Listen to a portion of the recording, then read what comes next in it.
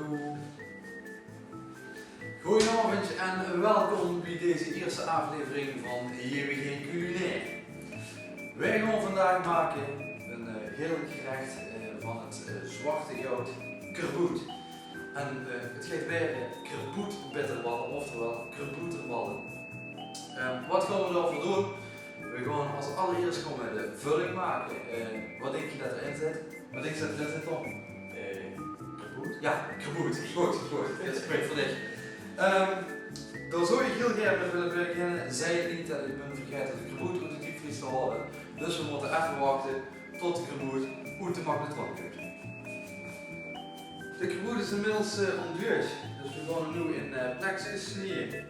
We maken 3 dunne plakjes, want we gaan hem dadelijk bakken in de pan. En dit moet redelijk haal gebakken worden, zodat de stukjes straks in de kerboetbal goed proeven zijn. Dus we maken stukjes, plakjes van ongeveer een millimeter of 4, 3 veer. Probeer te maken. De boter is goed warm. Nu gaan we de kerboet in de pan mikken.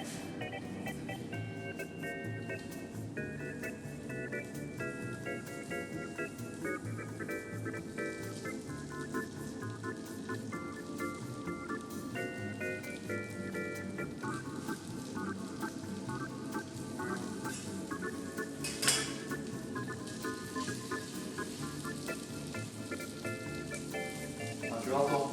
Alsjeblieft net.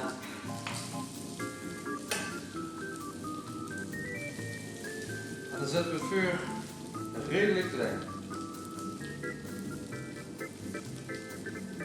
Want langzaam gaan we Lekker wat sudderen. lekker wat sudderen. Ja. Oké, volgende stuk. Ja, heb ze er zin in? Heb je er zin in? Ja. Goed. Wij gaan beginnen aan het maken van de vulling voor de kerboetbitterballen, de kerboeterballen. Oftewel het salpicon heet het. Wist je dat? Dat is nu de eerste. Wat we nodig hebben, we gaan een roux maken. Dus we beginnen met boter. We maken niet al te veel nu. Dus 50 gram boter doen we in een pan. En dat laten we smelten. Assistent, kunt u me even de pan aanzetten? Dankjewel.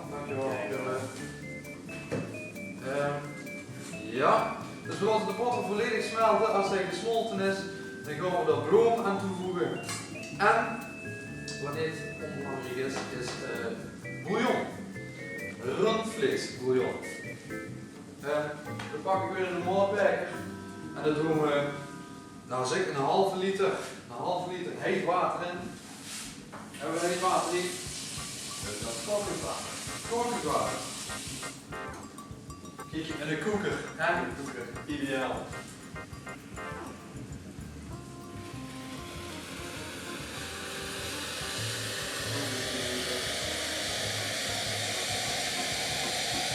Ja. En een halve liter kokend water.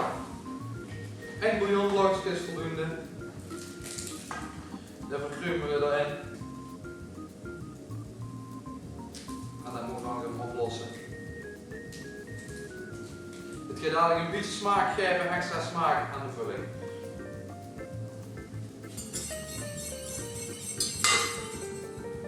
Zo, zoals je ziet, de boter is gans gesmolten. Dan zetten we het gaas even uit. En dan pakken we de bloem erbij. Er is er melk gekookt trouwens. Ja. Ja. Dat was geen bloem. Nou, we zullen er gaan bloem bij totdat het een beetje een stevige massa werd. Goed blijven reuren.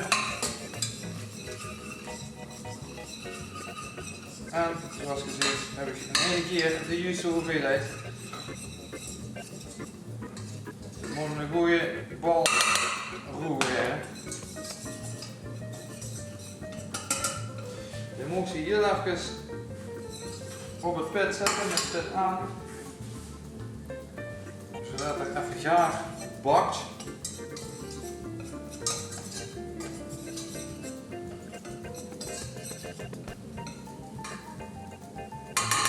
Niet te lang, want dan kookt raad in de pan. En dan gaan we langzaam de bouillon toevoegen. En goed geuren. De vulling is goed, dat gaat goed. Dit is, nou, moet ik misschien nog een klein beetje bouillon bieden. Maar zorgen dat het goed smeuig is. Dit werd straks ook de consistentie zoals het is als de bal gebakken is. Dus dit moet goed, moest de grote tongen kunnen branden. Het is goed heet en goed net die in de bek halen hier.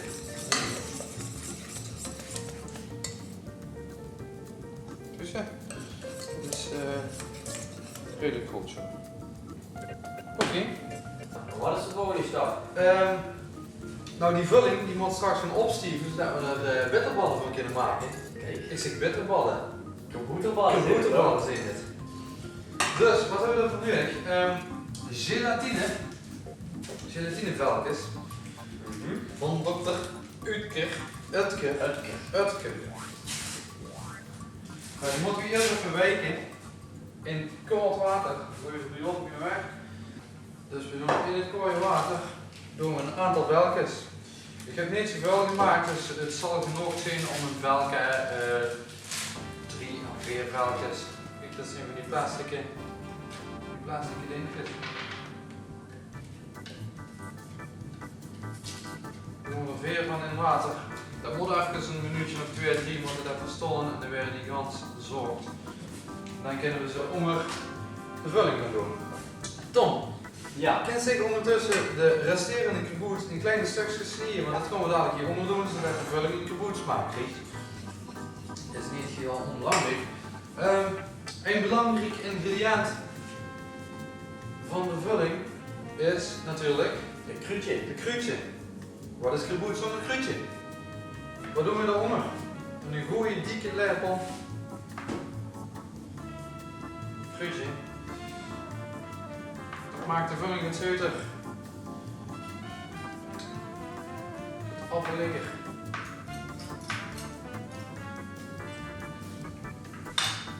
En dan reuren we er goed onder.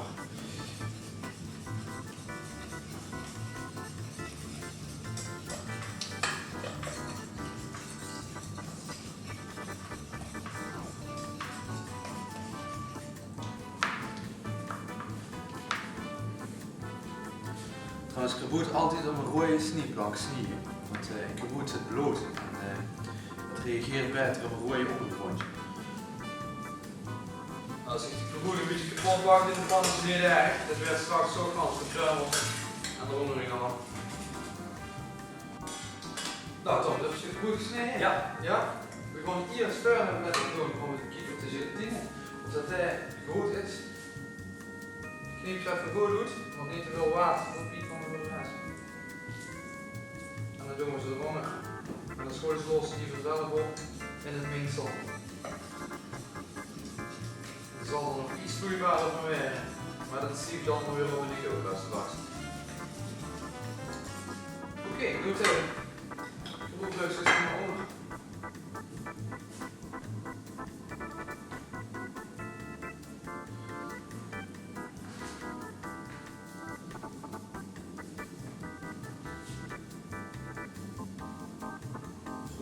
Zo, dat reuren we nog.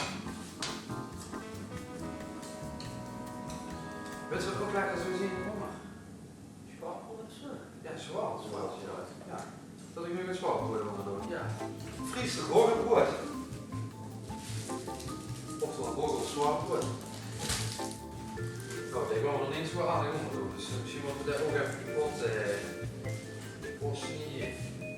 We gaan ondertussen verder met de lepel om het omheen te sparen.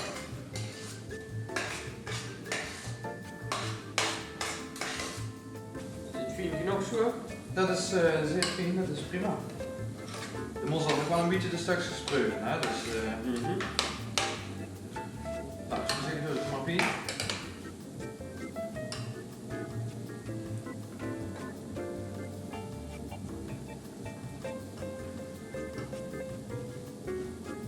Oké. Nou, kijk, vulling, scheppen we daaronder.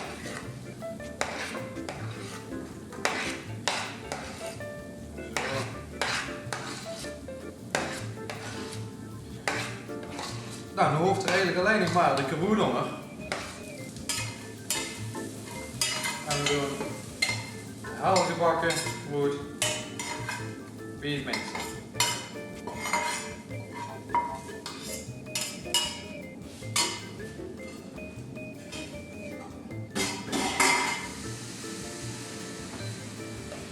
Nou, dat reuren we er weer onder. Je zal laten flinken. De zwarte stukjes in zitten.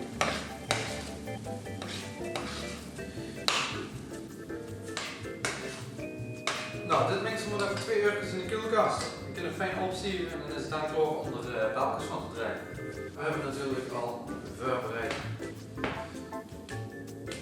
Nou, als u de koelkast komt, is het goed stief. Dus ja, we gaan nu de ballen draaien. Dat doen we dadelijk, komen we dat in een. Wat is het? Daar, de rust. Daar doen we de bloem in. Met de eerste laag, wat om de bal komt, is gewoon alleen bloem. Dus we zorgen dat de warmproef van de bloem niks. En die gaan we kleine blaadjes maken. We pakken een lijf op. En we draaien.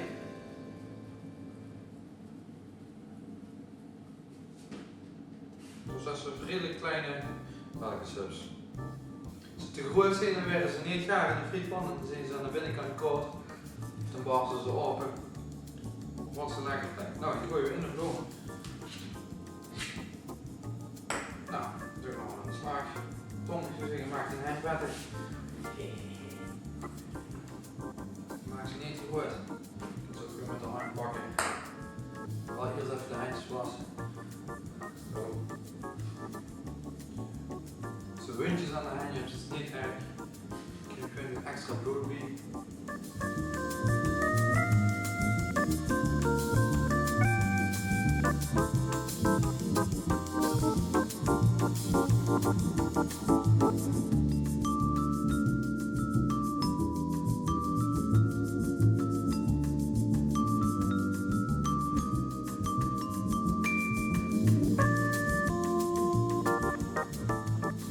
Gewoon de ballen ondertussen zorgen dat ze aan alle kanten de bloem krijgen en dat doen we gewoon door ze rustig rond te draaien.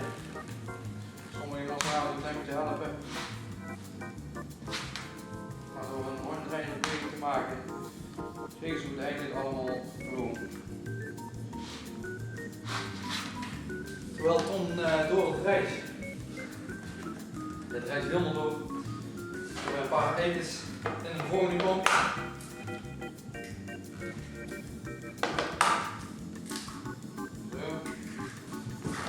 Kloppen. Een beetje los.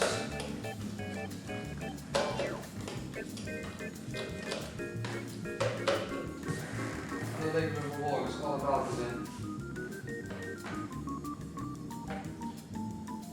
Kunnen we dadelijk in deze komt, kunnen we dadelijk paneermeel gaan doen. Nou, de beltjes zitten erin. Dan gaan we hetzelfde als net. Gewoon lang gaan draaien. Je merkt dat het af en toe een beetje glijden. Je moet ze gewoon even een beetje met de handje door het ei halen. Zo dat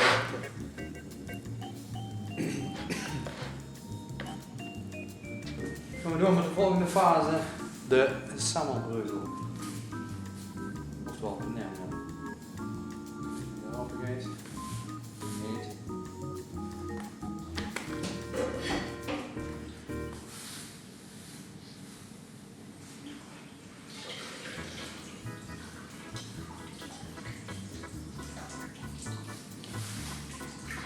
Nou, springpen in de kom.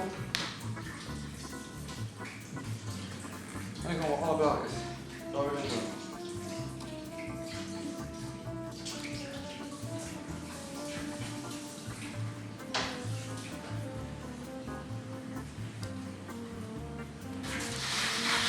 Nou, dit is hetzelfde. Ik kan het zo nog een beetje nemen opdoen. Zorg dat aan alle kantjes voldoende paneermeel zit. Een knapperige laag. Het zal de eerste keer nog niet helemaal bedekt worden.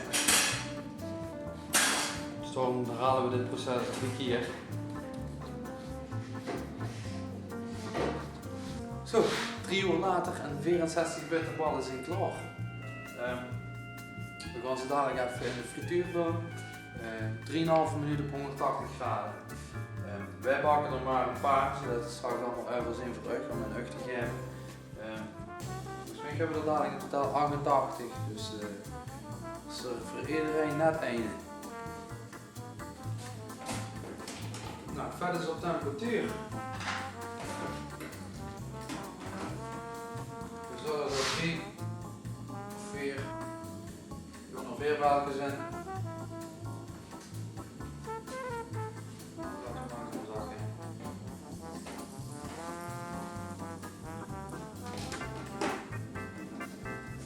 Nu laten we 3 minuutjes erin.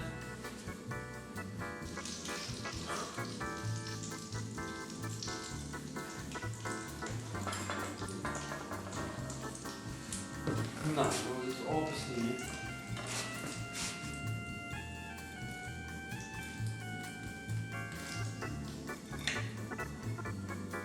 Kijk eens hier, lekkere kaboervulling. Tom, pas dit gaan samen met je. Ja, makkelijk.